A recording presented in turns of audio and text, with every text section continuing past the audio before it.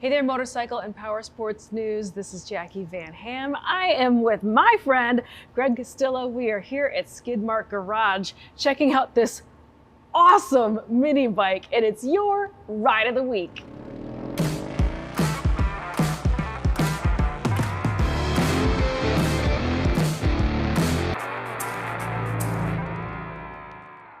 This video is sponsored by Autolite, manufacturers of high-quality spark plugs since 1936.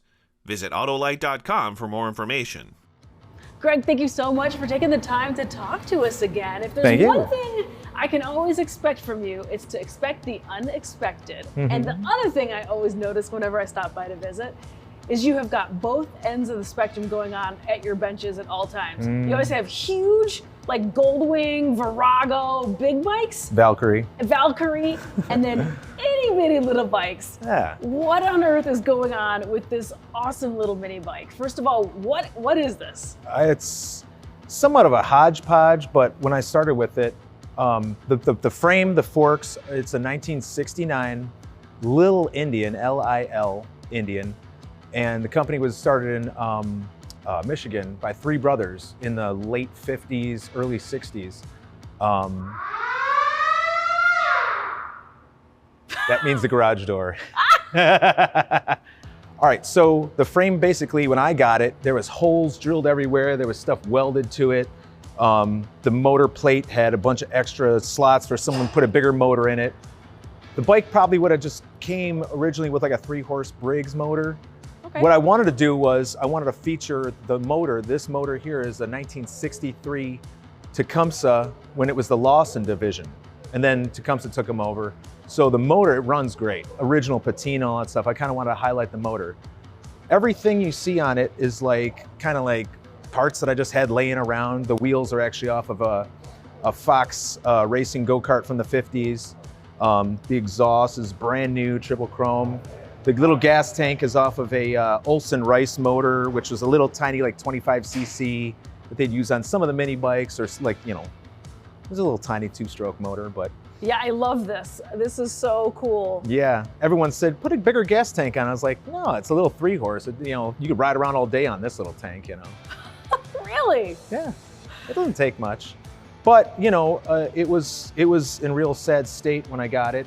And the whole front end was I cut it in 10 different pieces to straighten everything out. There's a slug in here, here, and here. I had to weld all this back together.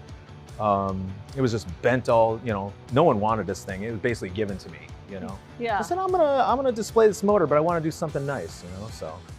Everything's kind of been pieced together and fixed. Yeah, I mean, it's got so much style to it. I really, really love it.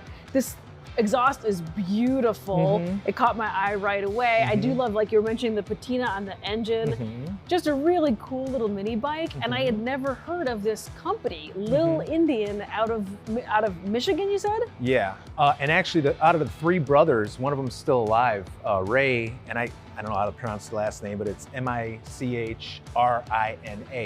Mitrina or something like that. Out of the three brothers, one's still alive, and believe it or not, he still has a small engine